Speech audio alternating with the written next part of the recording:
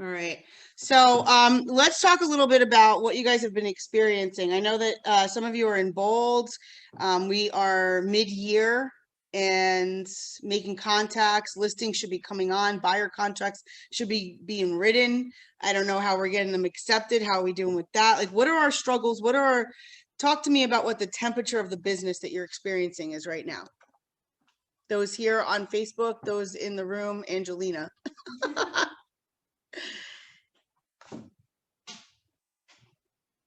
I'm gonna give you guys number stuff, but you're gonna get like, I want to hear from you. What's going on? I'm actually working with a buyer, and we Read submitted that. an offer, and it was rejected. But we're looking into Yay! others. Yeah. We have to get really good with rejection in this business period, but in this market for sure. So Yeah. one down, that means that your buyer actually got a little like seasoned, a little conditioned. Yes. How did they feel about that? Oh, as soon as I told him it was rejected, he sent me like 10 more listings. Oh yeah. So But he's okay. He unfortunately, understood. unfortunately, I think you need to constantly be asking them to keep sending the listings, even if they got an offer in and you're waiting to hear back from that offer, guys. Unfortunately, I wouldn't say go write up offers on other properties in any other market but this market. Because once they commit to a property, you're like, okay, let's go full force for it. Let's go get that property. In this market, it's like you're doing your best job. Great job, buyer. And somebody else just had a need for that house a little bit more and they were willing to do a little bit more. So unfortunately, that is the circumstance. And we do need to just keep looking at properties, put 3 or 4 offers in if you have to in one shot in one weekend. And yeah, it feels a little funny because let's say you're talking to the agents and you really want that offer to go through. How are you relaying that to like 4? It's like dating 4 different people at the same time, right? Keith, you know about that. Not now, but in the past, right? But it's like dating 4 different people that you're like, how do you keep your story straight? And then I just think listing agents understand that that's what we have to do right now. Here's another opportunity in the market, though. I just had an agent call me yesterday and say to me, hey, do you have anybody for 375, 3-bedroom, 2-bath, super cute? It's in this town because my buyers are backing out of the deal because they got accepted on another offer. But I know that this didn't have a lot of interest and it's going to come back on market. So maybe you could swoop in. So having great relationships with agents to know, hey, what houses could I maybe get that offer accepted on is really key. And be nice. I think I said this last week and I say this often. Be nice. Be nice to the agents out there when they're going to exchange the key with you, when you're making the showings. Just be nice, please. Okay. All right. So how about listings? How are we doing with listings? Are we going on appointments? Are we having conversations? Angelina has a listing coming on today. Where's that coming from? Elmwood Park, family friend. Elmwood Park and a family friend. But they didn't tell me that they were actually going to be listed. Okay, they didn't tell you were actually listing. No. How did you pull that out? So just 3 months ago, they were looking into buying a house, didn't tell us, and accidentally let it slip. And they were like, oh, we're scared to work with like friends and whatever. But we ended up, just showing them our value. And we ended up getting their house accepted among multiple offers, closed last week. And so now we're putting their house on the market. All right. So they showed the value. And, that is a really key point that sometimes they're not just going to come out and tell you that they're buying or selling. Like, you're going to have to pull it out of them. Ask great questions. If you do think that somebody, you know what, I think I saw them they were at open houses or something this weekend. Call them. Don't be like, oh man, it's too late. The reality is like, hey, Althea, I saw that you were out there looking at houses this weekend. Does that mean that you're shopping for a house? I don't know. Did you know that I sell real estate? I would love to be able to help you. How do I earn your business? In Bold, we're talking about, how can I earn a cup of coffee with you? How can I earn the opportunity to sit and chat with you? I want to just also share, because next week we're going to go into some lead generation activities, but this week we're talking about numbers, but we need to understand what our goals are, right? So, and we need to understand what smart, measurable, attainable goals. If you did 10 deals last year and you tell me this year I'm going to do 100 transactions. That does not sound realistic. Something is going to have to majorly change in order for you to go to 10 deals to 100 deals. Now, have I seen it? I have. I know somebody that did 0 deals and then 70 deals the next year. We also have a guy in Rutherford, which hands down to Ron Cohen, $10 million producer in his first year. TNEC. Okay, so if you're not in the Rutherford office, if you are in the Rutherford office, we had a team meeting. We talked about it. We interviewed. And what he did was he just went out there and owned his neighborhood. In the pandemic, he figured, let me go knock on doors. Let me go tell everybody about what the value of their home is in today's market. And he took listing after listing, and then he just became the TNEC guy. All in 12 months and closed $10 million. So to say like, well, I'm a new agent, right? I'm only going to do a couple deals. That's what you're saying. Oh, well, I'm just 3 years in the business. I'm still growing my business, right? Well, that's what you're saying. So let's have some big goals. Let's understand what our goals are. Let's understand how to get to our numbers. Most of you know about my book, right? This is my book, my MREA book. It's in shambles.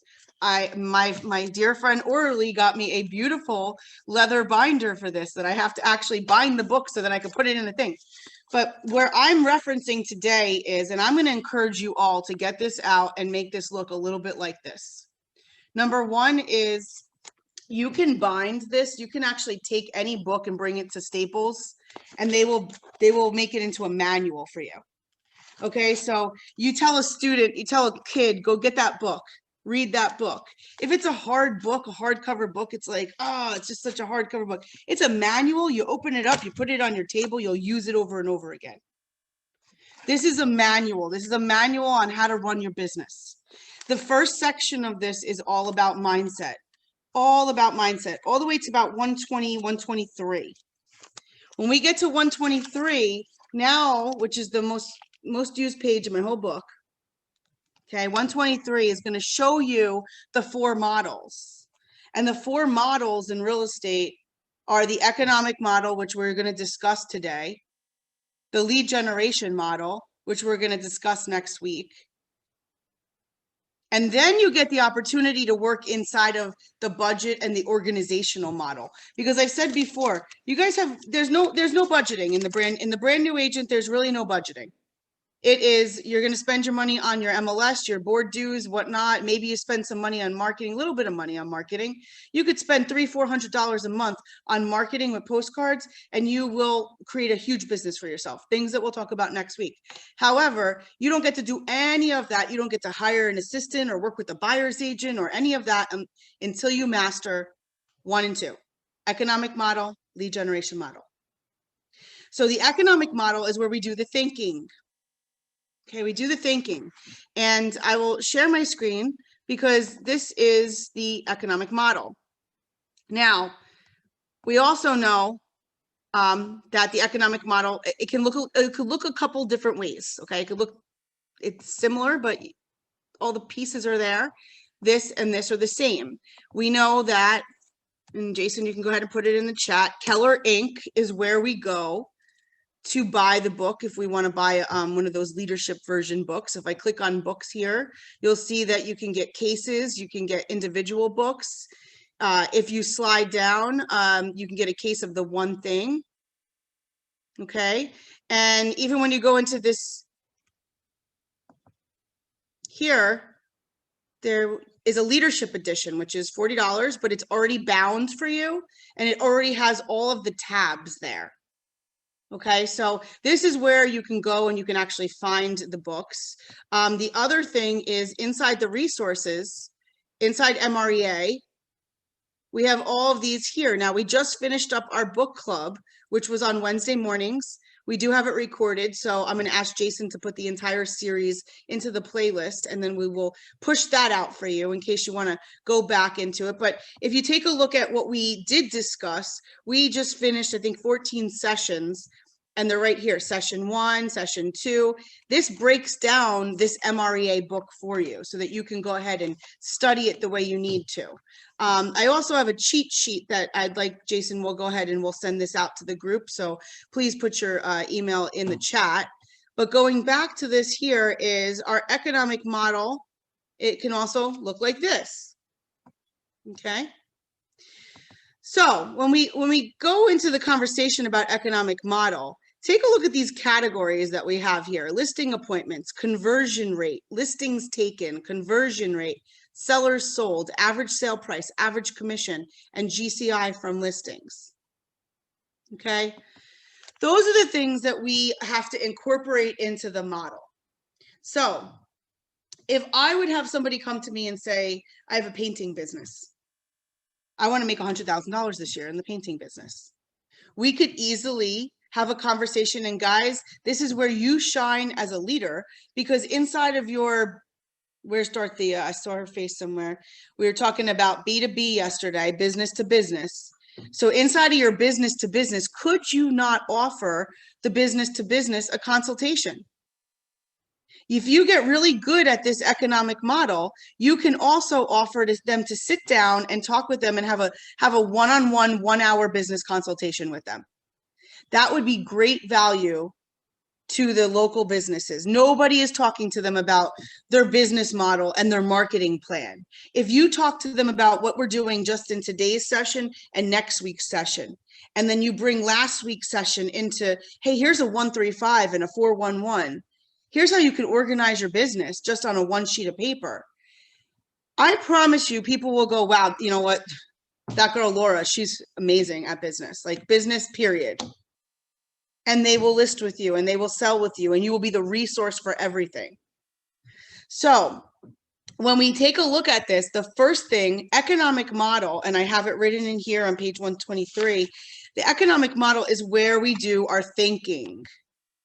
So let's go ahead and put it in the chat or unmute yourself and throw it out there. What was your intention for 2021 for your annual goal? What was your intention? Financially, unit-wise, what were you aiming to bring home? What were you aiming to accomplish? 100 grand. 100 grand one? Okay, 100 grand. What else? Anybody have something different than 100 grands? Anybody have a unit goal? Keith, what do you have? My 2 goals were 25 transactions and 150K. Okay. So 25 transactions, 150K. What is more important to you? 25 transactions or 150K? That's a constant debate I have with myself. I don't really know. If I got 25 transactions, I would definitely hit the 150K. So I really based it off of the transactions. However, I'll probably hit the 150K. I need to put on my hustle pants to get to that 25 transactions though. So, I mean, over the past 2 weeks, I put on those hustle pants. I'm starting to make things happen. So I think I might actually get it. And I'm just sitting here looking at my whiteboard and saying, like, kind of counting at things. I'm like, it's possible. I think the 150 is more realistic though than the 25 transactions. Okay. So can I ask you, in this like a coaching moment, can I ask you, do you lower your goal to say, I'm going to settle for the 150? Or do you say, you know what, that 25 is what's going to stretch me. I'm going to go for the 25 now. No, I would shoot for the 25. I'm big on like setting like pretty large goals. Yep. I don't understand small goals. I understand like, yeah, you want the little win to kind of make you feel good, but I don't set little goals for myself on anything. I set them high because that's going to make me work to get to that. And down to the 25, like I said, I keep looking at that number. How am I going to get there? The money's good, but I don't really do things for money. I mean, like that doesn't really create the happiness. Yeah, it creates options in your life, sure, but I'm not money driven. I mean, I know many people are, but that doesn't drive me. Having options and be able to do things with money, sure, but it's more of I like the units personally. Well, I appreciate that, because you do have to be clear on what does move you. Money does give options. And if anything, identifying that so that you're not attached to the money, but you're attached to the lifestyle that's going to provide, and that's your big why, and you're constantly driving to that because you want that. It's not about the dollars that are in your pocket or your bank account. It's just, can I go do, listen, if you tell me I could do everything I want for free, then great. I don't have to be working. Right? So understanding, and thank you for bringing that up, because understanding what your big why is the first part of this. Why are you doing this? If we were all multimillionaires, would we be prospecting daily and on our lead gen time? If we were hitting all of our financial goals and that was all set, are we doing this because this is our passion and we love to do this? Well, then that's your answer. But if you are doing it because you are financially trying to provide a lifestyle for yourself, well, what does the lifestyle look like? Is it more time with your kids? Is it you want to travel the world? Is it you'd like to just get that first house? Is it you'd like to get out of debt or get your children's education funds funded? You know, you need to identify what it is for you, and then you need to drive it. So if you were to say it's the 25 transactions, well, we could put a transactional goal. We could have put a financial goal. So let's just take a look at the economic model and understand how it's going to work for you, because it's simple. It's not that complicated. Number one is I've created this Excel sheet, so all the formulas are in it for you. But regardless, you should know how this works. Number one is we're not going to get into a budget conversation because we're going to get into it at a different point. What we have to identify is this. We need to identify, what do you want your net income to be? What is it? Is it 150? Is it 200,000? What is it? And so if he knows he's going to hit his 150, maybe he has to revisit and go, okay, well, what does 25 transactions really financially look like? Well, it's probably more like, a 200 GCI. So let me throw that in there, or it's a 250 GCI. Let me throw that in there. And so really, this is you revisiting your numbers on a monthly basis, a weekly basis, a quarterly basis. This isn't just set the plan and, oh, I said I was going to do 25 deals and, well, it's June and, well, we're going to leave it at that, but I did 3. No, we're not going to do that. Or, hey, I did 20 already. Let me stretch it. I could probably do 35 before the end of the year. Let me reassess the goals. So when we take a look at what we're going to make, we say, what do we want to net? And this is where, when you hear us say the 30-30-40, the 30-30-40 is the budget model. We'll get into that at a different point. For the purposes of this, if I say I want to make $100,000, I'm going to assess that you need about 50,000 to make 100,000. You have a cap, you don't have much more than that. You have a cap, you have a coach, you have your MLS, your board dues, and maybe a little bit of marketing, a couple Facebook ads. 50,000 to make 100,000. Once again, we'll get into the budget conversation later. So let's just say that we've identified 150 is going to be the total gross commission. No, Mary Beth, I want it to be 200. Or, well, 2 million sounds nice, right? Yeah, there you go, Keith. You're stretching our goals. 1, 2, 3. There you go. So 200. Let's say it's 200 because I want to make 150. Whatever it comes out to be. But let's just use 100 as a solid number that we can then multiply if we have to. In this market, what are you expecting? Are you expecting 50% of your business to come from sellers and 50% to come from buyers? Are you expecting 70% to come from sellers and 30% to come from buyers? You get to make this decision. Where is your gross revenue coming from? Now, real question. Can we all agree that the market is a 50-50 market? For every sale, for every seller out there, there's a buyer on the other side, right? So if we added up all the transactions in the MLS for the year, and there's 14,000 of them, can we agree 700 of them were listings, and 7,000 were listings, 7,000 were buyers, right? So the market is yielding a 50-50 return. Give me some reasons as to why you wouldn't have a 50-50. Real reasons. Shout it out, put it in the chat. Why would you not have a 50-50 business right now? I mean, if you're not getting listings, then you're working with buyers, or vice versa. Right. Okay, so you run with buyers, and be careful how you ask for business. Hey, who needs to sell their home in the next 30 to 60 days? Or hey, who needs to buy, sell, or invest in real estate? what are you going to get? You're going to get a buyer when you do the second one. You're going to get sellers when you do the first one. Mhm. Okay, so be careful how you talk, because be careful what you ask for. But if you are running with buyers, that's great. Are you picking your head up to make sure you're lead generating for listings also?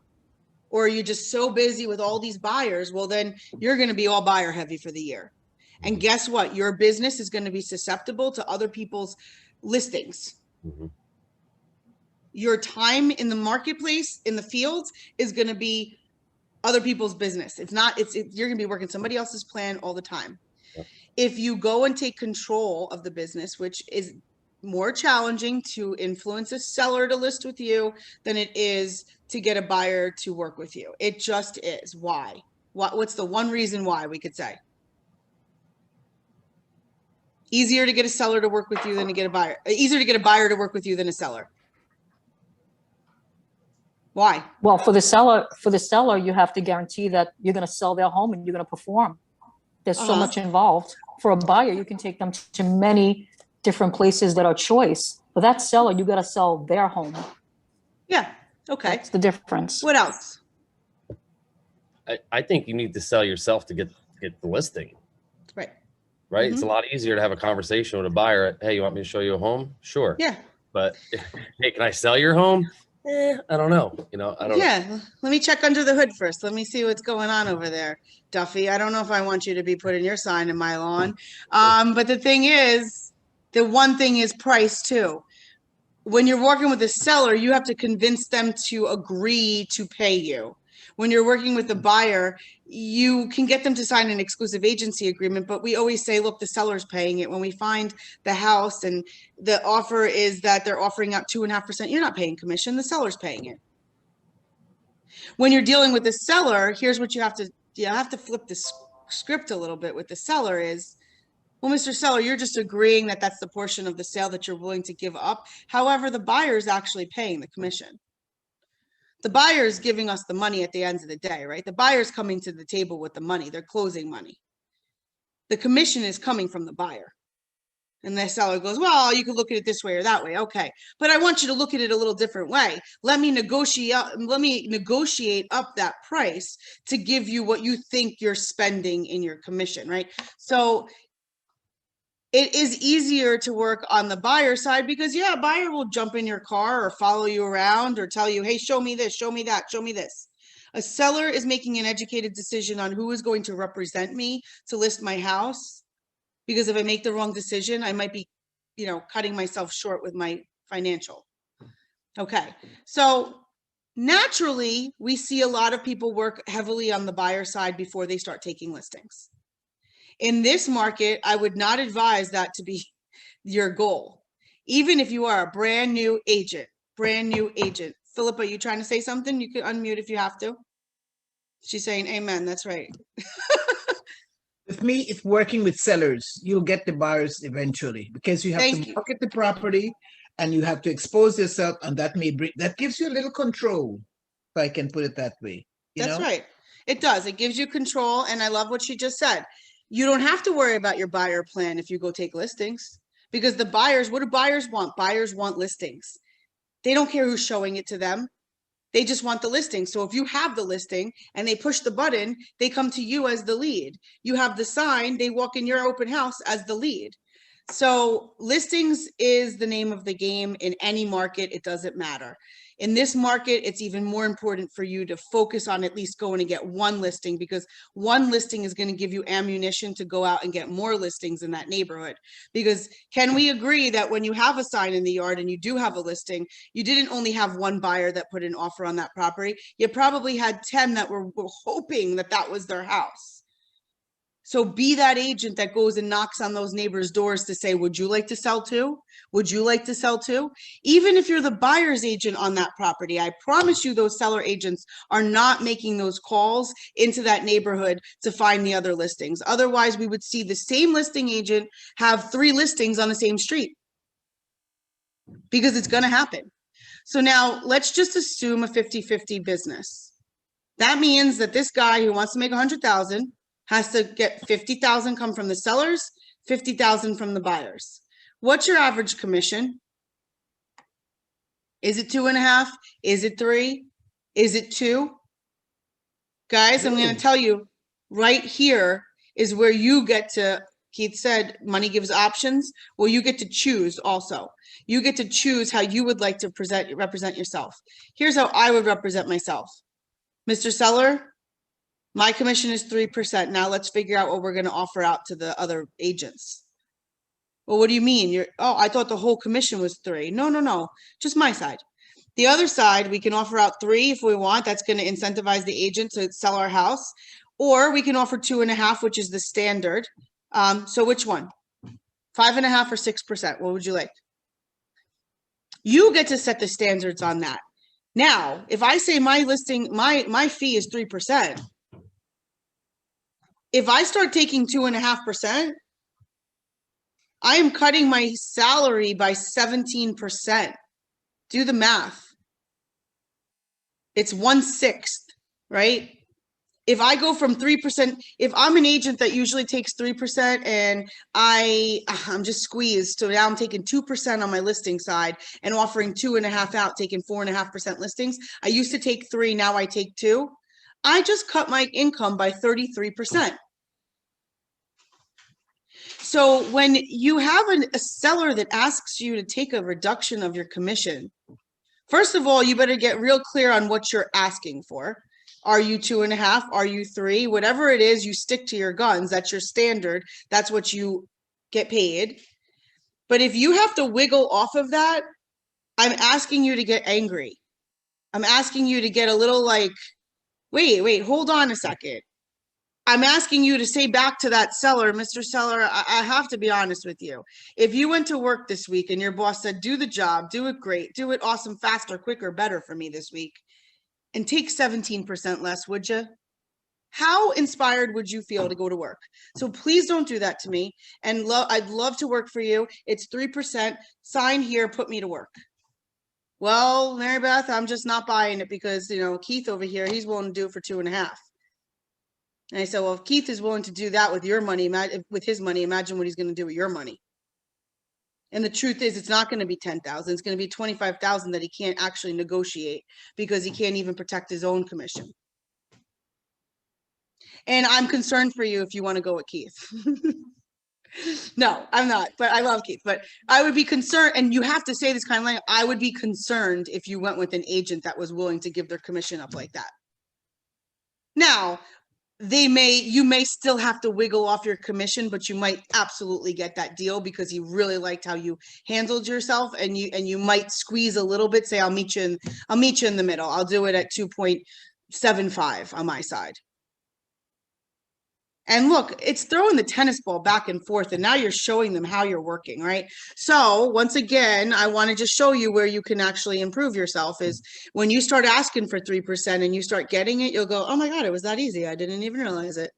Don't discount yourself. Know your value, but also don't be dumb. Okay. If you have a listing opportunity in an area that you've been working, and here's this guy telling you, but you got to do it on your side for 2.25.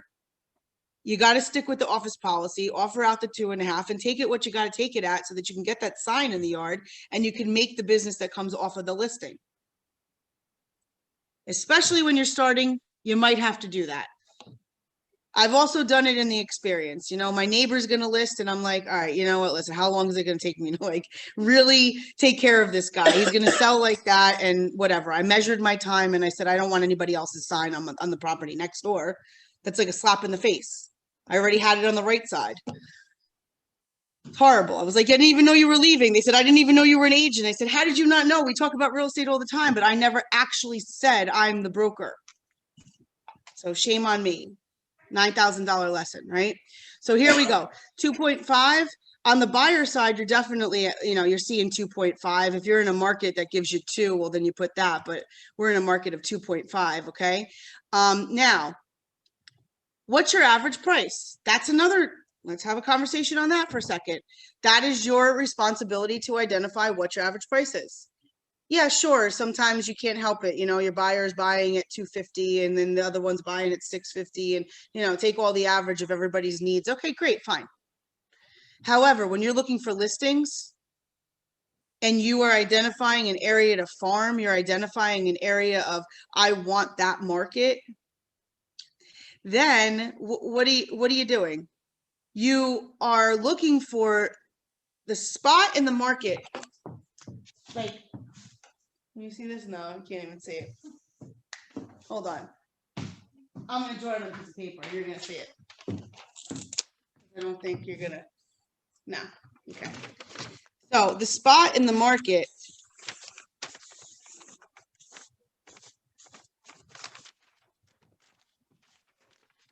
There's just going to be 2 points.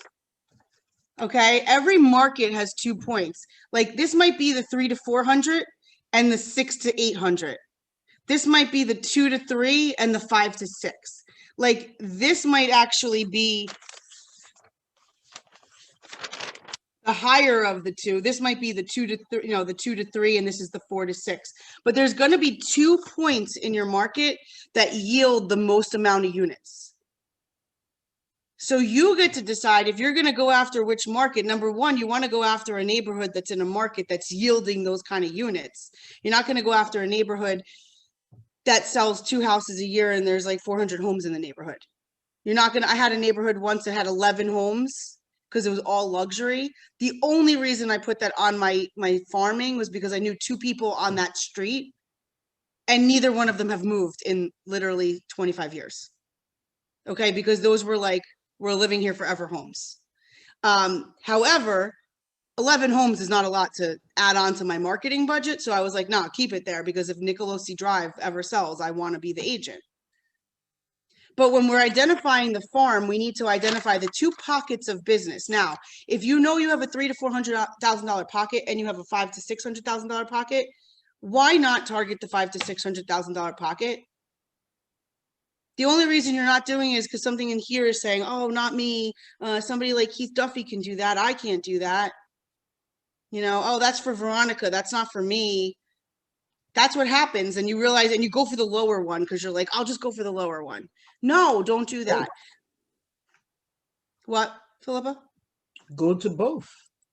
Go to both. Yep. And so that's another one. If you were going to, here's what happens. I love, Phil, you're so smart.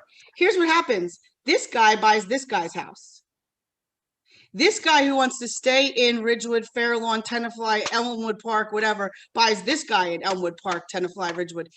This guy is this guy's buyer. Sometimes this guy is this guy's buyer because this guy wants to downsize to the house that, doesn't have 5 bedrooms. It has 3. So these are 2 markets where you identify them. If you're going to choose one versus the other, I say you go with the one that yields more commission. 500,000 at 2.5% is $12,000. 300,000 at 2.5% is $7,500. That's double the money because you chose a bigger price point. Okay, so you get to choose your price point, and if you need help with that, please let us know, and one of our coaches can help you. So now let's just assume 500,000 is the average. Well, what if it was 800,000?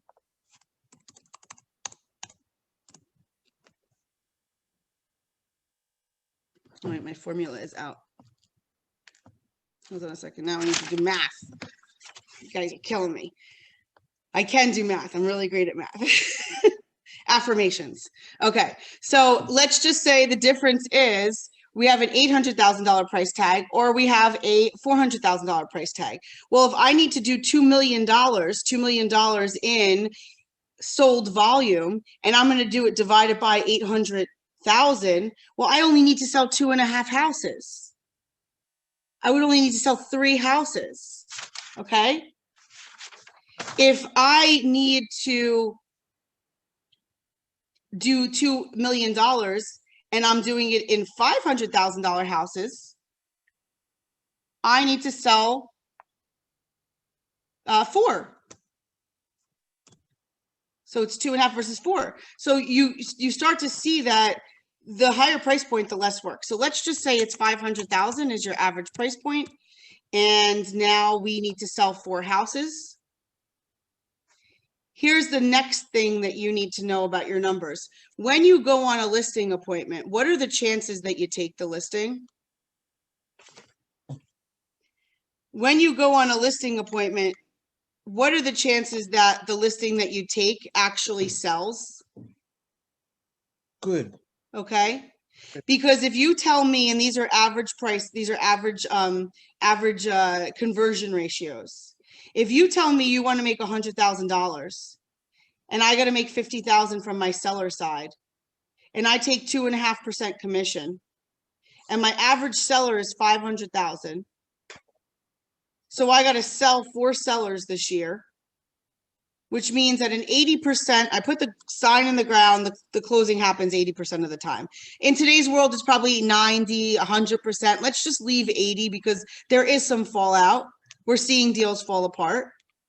Well, now this is your conversion of, I spoke with the seller, how many times do I actually get the signature? 65%. You want to say, oh, well, 50%. 50% is going to say that you need 10. So let's just say in today's market, it might be a little challenging to get the listing because some people might be thinking for sale by owner. Let's just say that, you know, some people sold it on their own without even being for sale by owner. Somebody knocked on their door. Oh, they want to go with a discount guy, whatever. So I'm putting a 50% fallout from appointment to sign in the ground. Sign in the ground to closing table, 80%. Let's go to the buyer side. Once again, like Philippa said, you don't need a buyer plan. All these buyers are going to come off of these 5 listings that you put in the ground. All the marketing, the Facebook ads, the Instagram posts, the mailers, the door knocking, the circle prospecting. Okay, all about next week. So let's just say on the right side, our average buyer, let's call him at 500,000 also. So now we got to sell 4 of those. And that means, and I put 50%. Why did I put 50%? Because guys, in today's market, if you meet a buyer, they're going to write offers, but how many of them are actually going to contract? Let's just say 50% of them. And how many of those contracts are actually going forward and closing? So I'm just going to say 50% of them, just to put some really crappy conversion ratios in, which means if we were looking at this model, if you want to make $100,000 in your pocket, we need to, actually, no, hold on. Hold on, guys, 150.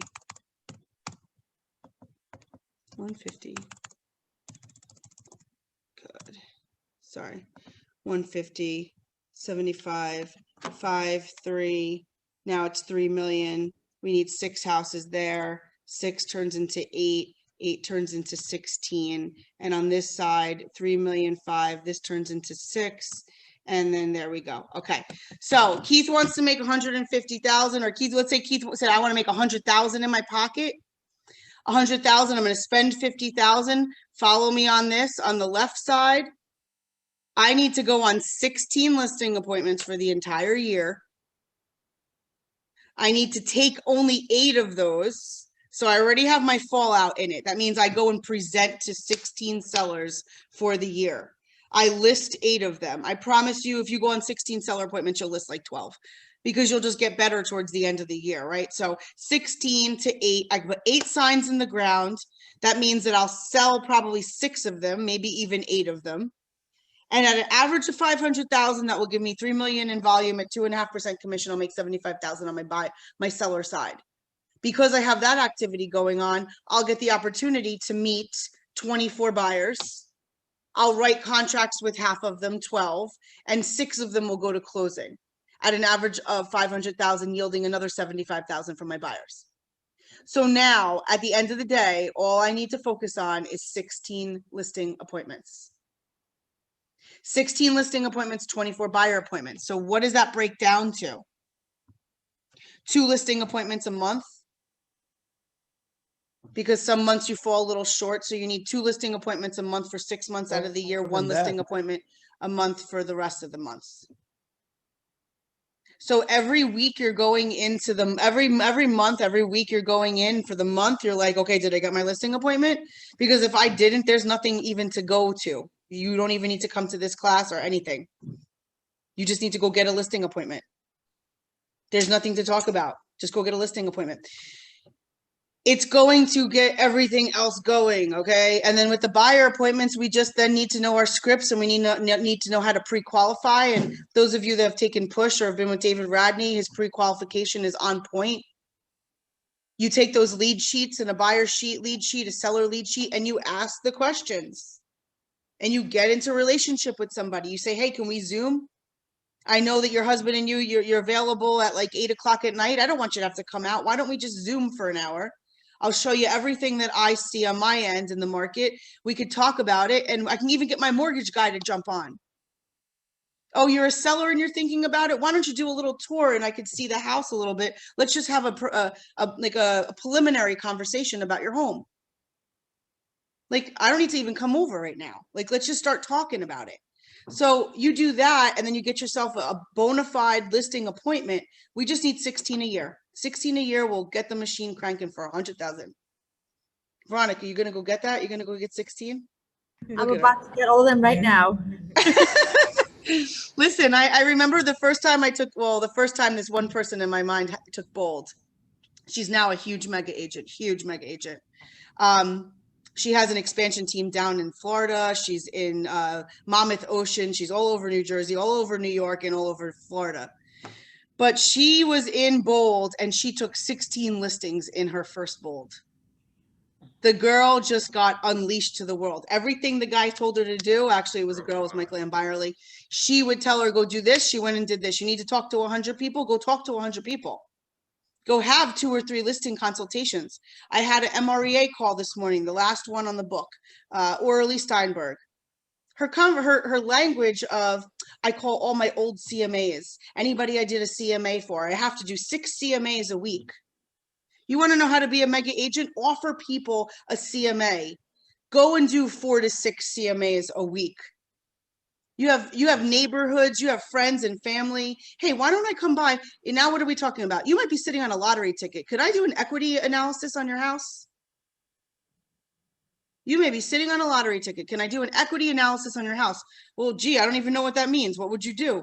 I just got to come by for 15 minutes, take a look at your house. Then I got to go back to my office, draw it up, and I'll send you a report and we can go over it.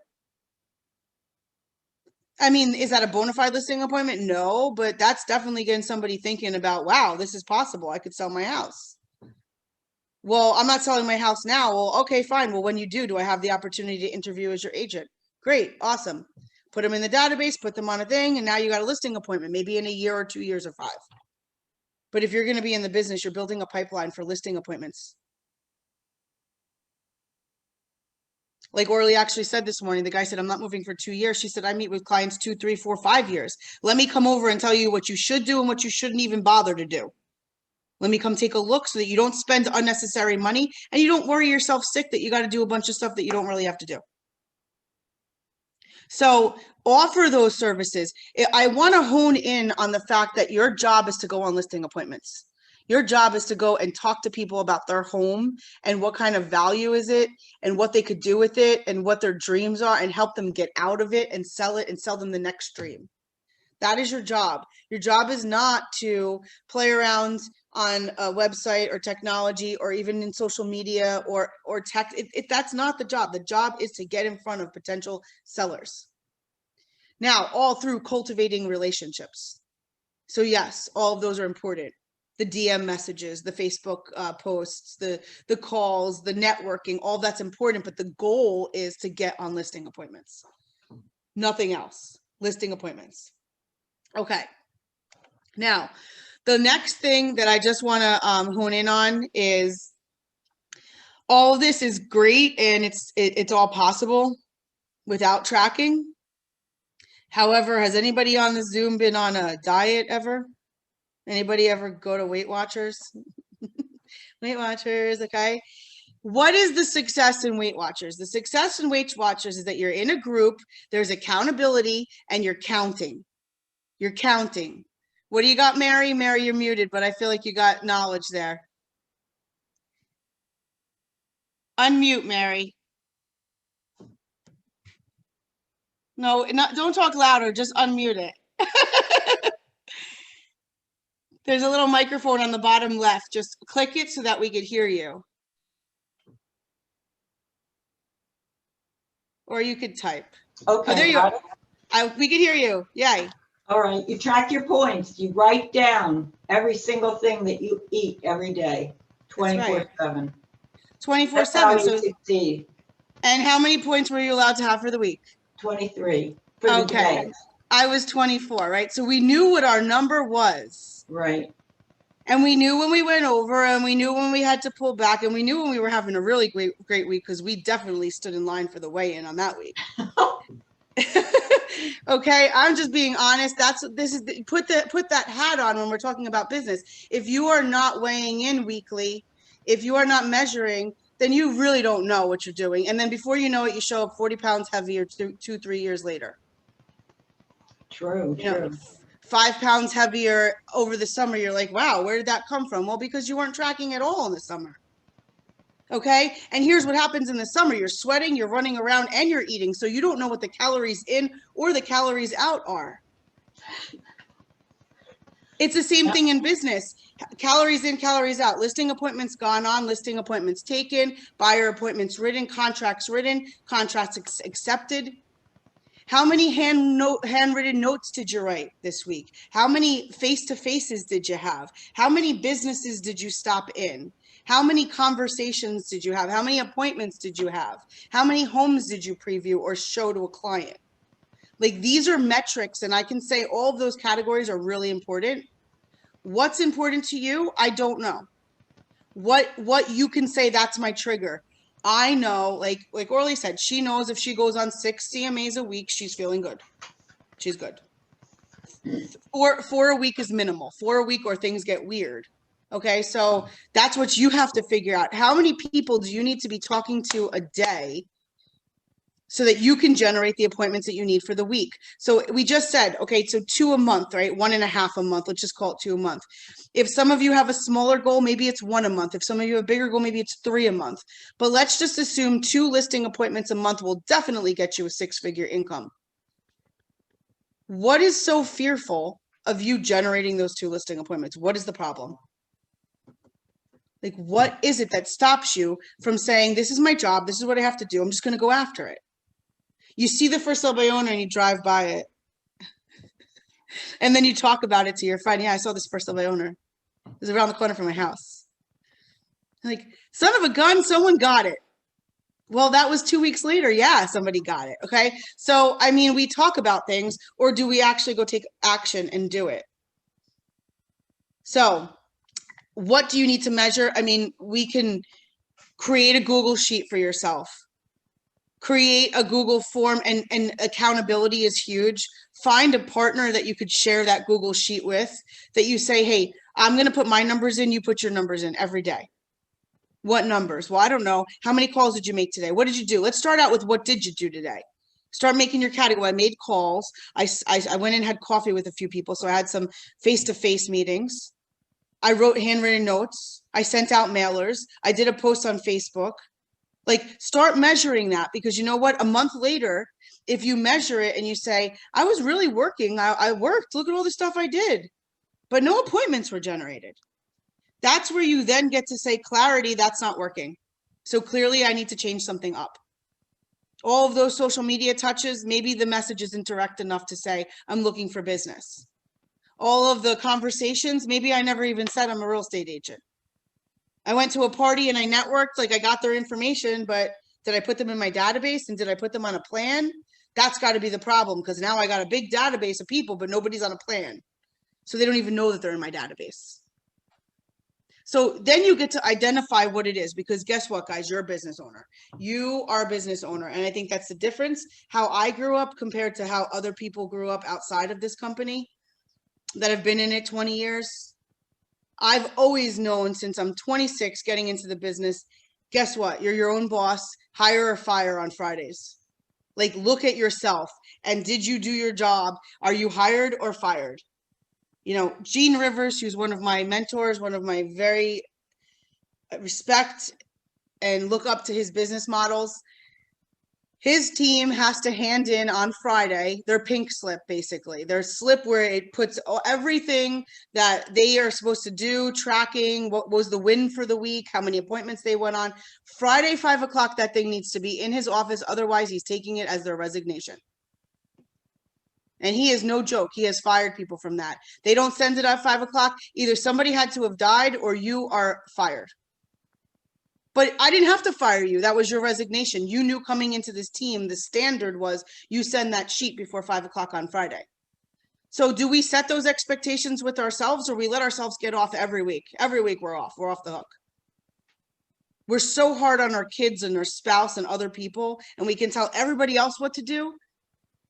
But what about telling ourselves and holding ourselves accountable to, girl, you needed to have one appointment this week and you didn't do it. Fail. How many times do you have to fail until we say, this is not for me? How am I going to make money doing this if I'm not going to do the work? So I'm not trying to beat up anybody. Once again, delivery is very important. I'm not trying to beat up anybody. I say this with love because I know that you all can do it. There is nothing different from you and the top producer that sits on any conference stage with millions of dollars of commissions coming through. There's nothing different. Ben Kinney, who is one of my other favorites, I love that guy. Ben Kinney was the cable guy. Karen Kleiman will tell you that he was her cable guy. But he was the cable guy. He was the guy who installed cable. The guy, not last year, because I don't know what his numbers were last year, but the year before, his company did 25 million in commission. His sales team, 25 million in commission. Why can he do it? He was a cable guy that literally, if you know Ben Kinney, you'll see the personality on him is definitely something to be desired. It's definitely not your warm and fuzzies and like, I just want to hang out with this guy all the time. Not like that at all. He was a cable guy, but he knew there were models and systems. And you know what got him into the business? This book. This book, he was installing cable to somebody who bought a house. And in that conversation, the book came up and the real estate and how you could live in one side and rent out the other. And he was like, that's an idea. I'm going to get into that business. And he followed the models in the book and he made a business that brings 25 million to his team members every year. So I'm not saying you make 25 million, just let's go for the 100,000 at least. Yeah, let's make 25 million, Keith. I'm good with that. Let's do it. Let's do it. In a lifetime, why not? All right. So guys, I'm going to encourage you, figure out your tracking. How do you track? It could just be that you do this on a piece of paper. When Keith is looking at his whiteboard, do you have a whiteboard? Is your environment set up to where I used to just have my prospects on a whiteboard, okay? It would say Mr. Green because I was very like, I don't want anybody to know that I'm working with so-and-so. So it was like Mr. Green, Mr. Corner House, Ice Cream Man, whatever. But I had them all on my board and I would know because otherwise when I would get busy with other things, I'd forget about them because I had somebody else come into my VIP. So now I needed to see the names, which is the pipeline. And inside Command, I'm going to encourage you guys, anybody you're talking to, buyer or seller, start to learn how to use the pipeline in Command. Put them in the pipeline in Command, because then you could just look at your pipeline and go, as Colleen Kossoff would say, you can go shopping in your pipeline. Every week, you're going to look at that shopping list. Like, okay, who in there needs a touch? Personal text, how you doing? See your kid made confirmation. Oh, good job there. Oh, great job with the baby. Oh, he hit a home run this week. Congratulations. Real estate is a contact sport. It's a relationship business. All of these numbers don't relate to conversations, but if you focus on the numbers, then you know what you need to be doing. And if you hit those numbers, you'll have the conversations that will get you the appointments, that will get you the listings, to get you the closings, and then the money to live the life that you are designing. Not by default, by design. So I need 3 ahas. And we'll not let you go without 3 ahas. It's only 16 appointments. Yeah. Not a lot. It sounds so doable. Angelina says it sounds so doable. Keith says it's only 16 appointments. It's not a lot.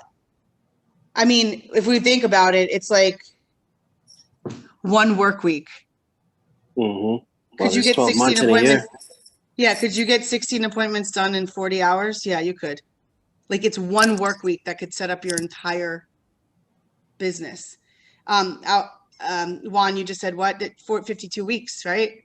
Yeah, what 16 to get what 1K, 100K? Yeah, You said? yeah. Yes, 12 months. So yeah, basically 1 a month. Yeah. Quick question. Every for 3 you. weeks. Yeah. That spreadsheet that you showed, is that what? That's the same one that's on the MREA book, because that's what I'm reading. Yeah, it's that. I just created an Mhm. Excel document that put the formulas in it for me. It's exactly the economic Okay. model from page All right. 123. Yeah, because I and was actually 131. going to do the Excel sheet today to Yeah. figure out my numbers. Go ahead and do it, and I encourage you to do it. And here's the thing: it's June. You have July, August, September, October, November. You have 5 months. What I would encourage you all to do, because we're going to do this in July, but what I would encourage you to do is, what do you want to make from now until December 31st? And put that number in there. And how much money is it going to cost you to make that much money? So put that gross number in there. For some of you, it still may be 100,000. And then use a 5 month. So if that was your number and you still need to make 100,000, and now you divide that 16 by 5 months, now Keith needs to put his hustle pants on, right? Everybody needs to put their hustle pants on. And now you need to go on 3 listing appointments every month for the next 5 months. Guys, if you did that, you would feel so good. You would feel so good. Even if you got no listings, which that would not happen, you would feel so good and business would come your way. If you woke up every week for the next, from now until November, and every week you say, I'm going on a listing appointment this week. People are home and they want to list with me. I'm going to get a listing. I'm going to take a listing today. Oh, somebody called me. Yep, I'm going to take a listing. Not going to go on a listing appointment. I'm going to take a listing. If you woke up every single week from now until November and did that, your business will explode. And maybe it doesn't come in 21, but 2022 will be a sweet year. So, one more aha. A question. Yes. What is the easiest way of getting contact information? Because if you have contact, if you have a phone number, an email address, but sometimes it's like pulling teeth. From the person or sneakily? Anyway. Okay. So on the sneak tip, we have Cole Realty. All I ask of you to do is, well, True People is a great resource, truepeople.com. You can get a lot of information from there on one-off. If you need 123 Main Street, try and look for that guy. But if you just send me a picture, a snapshot of a map, and you say, I want this area,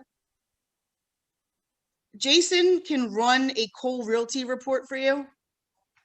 And we could just send you a CSV file with whatever emails and cell phones come from Cole Realty. You also have the ability to go to Remine, and Remine is in your MLS, in NJMLS, and Remine has some information as well. But feel free to email the coaching lobby at kw.com with a picture request of the area that you would like phone numbers and emails for, and we'll be happy to run those reports for you. And it's not really it's not a bother, please. Like if you have a couple sections, don't go crazy, Philippa, just 1 or 2 or 3. Let's start with that. But we can get thousands of phone numbers. 2, I have a lot. I know you do. So let's start with 1 or 2, all right? And then you just got to monitor, like, am I calling? How many did I call? How many did I contact? Like, what's happening with that? So thank you, Angelina. All right. So guys, one more aha, because that was a question. You're welcome, Lisa. One more aha. Come on. What is aha? Is that just when you say you're going to do something? Like something, like a light bulb went bulb. off. Like it was something that you go, oh, okay. You know, that's a good It's not reminder. that hard. It's not that hard. Yeah. 16 is not that hard. 16 is not that hard. I like the fact that you said that it was, if I needed to lower my commission, on a particular listing. And I would only do that if it's my child, by the way. I'm not at liberty to give it away to anybody else. I work too damn hard for it. That's right. But that you were able to do that. I think that's cool. Yeah. It is. It is. You have the ability to do that. And like Arlene said, you have to make that choice and you have to know when it's right for you to do that. But always be offering out to the industry our policy, which is the 2.5. And also, you know, you have that conversation with the seller. I think I had it yesterday with group 2 and coaching. That sliver of commission is not the problem. Right. So let's stop talking about the sliver. Here's the pie. And we're talking, I'm not going to put too much focus on my commission. If that is what you're focused on, that you're not going to get your house sold at the most amount of money. Like, let's just stop. Nobody ever wanted the cheapest service. Okay. And we were never going to be the cheapest. Juan, before we go. I just have a question. Would it be possible to send that Excel sheet? I mean, I was going to do it, but since you have it there, would you be inclined to share? Yeah, of course. Thank you. Yeah, we'll share out a couple of things by the end of today. Just make sure that you have put your email in the chat to receive that. And like, of course, we'll post it as well, but you'll get it first before anybody else. All right, guys. Next week, we're going to be talking about lead generation, same place. I am going to personally be in Woodcliff Lake, though. So if anybody would like to come to Woodcliff Lake, if you are a Woodcliff Lake agent, I hope to see you there. And we're going to have breakfast before. We're going to have breakfast at 10, and then 11 o'clock, we're going to talk about lead generation strategies. So if you're not from Woodcliff Lake and you'd like to network with the Woodcliff Lake agents, come to Woodcliff Lake. And when All was right, that? guys. When was that? That's next Wednesday. Next Wednesday, 10 o'clock is breakfast and 11 o'clock is lead gen. Cool. Okay. All right, guys. Have an awesome week. You too. Have a great Get day. yourself on a listing appointment. You too. Have a great week, everyone. Bye-bye. Okay, Bye-bye. bye. How do you get it on the chat? That's the question.